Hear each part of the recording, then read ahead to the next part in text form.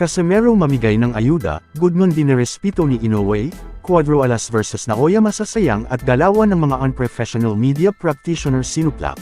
So una sa mga balitang boxing ay may magandang balita ang Casimero family dahil pagkatapos manalo di Casimero sa huling laban ay nakatakdang mamigay ito ng sako-sakong bigas sa kanilang planeta.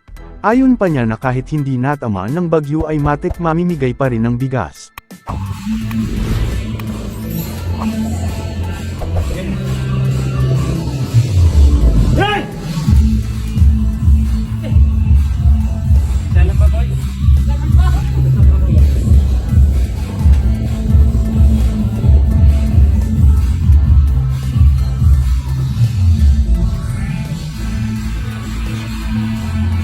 Meanwhile ay parang nahuli sa sariling bibig si Inoue ng mga kababayang Japanese media ng matanong siya patungkol sa kung anong klaseng opponent si Australian boxer Sam Goodman.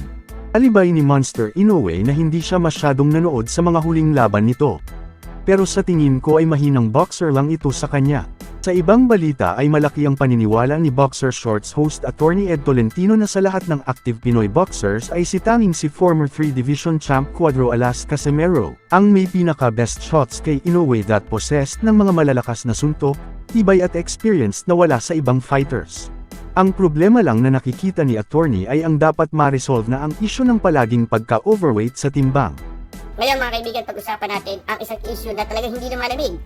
Ang bakbakang General Casimero at Naoya Inoue. Kay tagal pinlano, kay tagal inaasam-asam, pero mapahanggang ngayon ay isang panaginip pa lamang. Ang tanong mga kaibigan, ano ang mangyayari kung hindi matuloy ang Casimero versus Naoya Inoue? Well, simple lang. In my opinion, it will go down as one of the best fights that never happened. Sa huling balita ay sinabi ni Champ Rolando di during sa live streaming hosted by Kuyang Joseph na dapat i-apply ng mga media practitioners ang sinasabing walang kinikilingan at walang pinuprotektahan ayon sa sinumpaang tungkulin at set aside ang galit kay Casimero. Ayon sa mga commenters na may mga bayar ang mga taga-media rin ang tumatanggap para sirain o makikigalit sa isang atleta na wala naman silang personal na awayan. May tanong akong something it involves a network. Okay? Alam natin na ikaw ay different sport, ang mixed martial art, kami boxing. When it comes to promoting a winner, a Filipino athlete that won outside Philippines, do you feel fair or unfair sa mga network natin? Network I'm not even going to mention a name. Do you think it's fair na you don't get recognized or they don't mention about you as you're proud and honored to raise the Philippine flag? Can you say something about that? I know you felt something.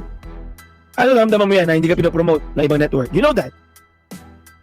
Fucked up na ngayon, mga media ngayon. They use their they use their emotions, their judgment. Dapat hindi mo gagawin yung emotion, gagamitin yung judgment, yung emotions mo sa doing your job. I mean, for example, like meron mga media na galit kay Casimero, we can see they galit sila kay Casimero.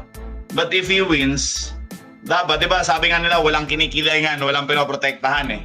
Totoo. So, I mean, dapat, yung sinumpaan mong tungkulin na sa media, di, tanggalin mo yung feelings mo kay Casimero na galit ka Casimero, you don't like Casimero, tanggalin mo yan. Just report what happened. Casimero won, congratulate him, etc. Ang problema kasi nangyari ngayon, nagiging hater na rin mga reporter, mga writer, hater na rin.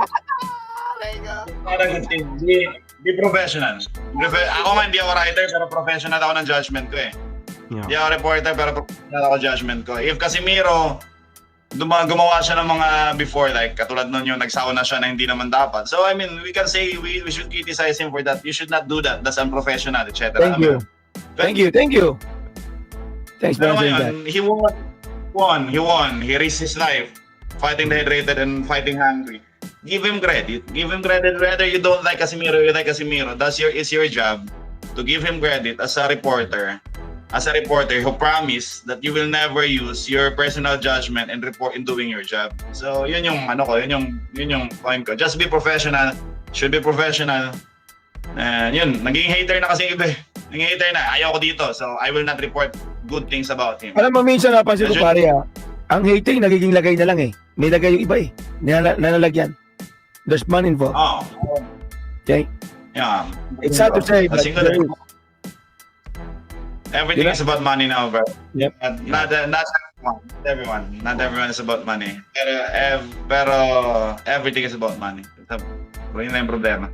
Meanwhile para sa mga edad 18 years old and above na mahilig tumaya online ay you can earn as much as 12K bonus in your first deposit.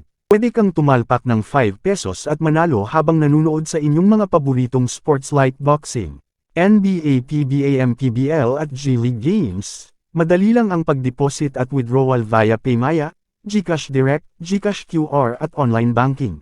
Please check comment section para sa pagrehistro at gamitin ang promo code.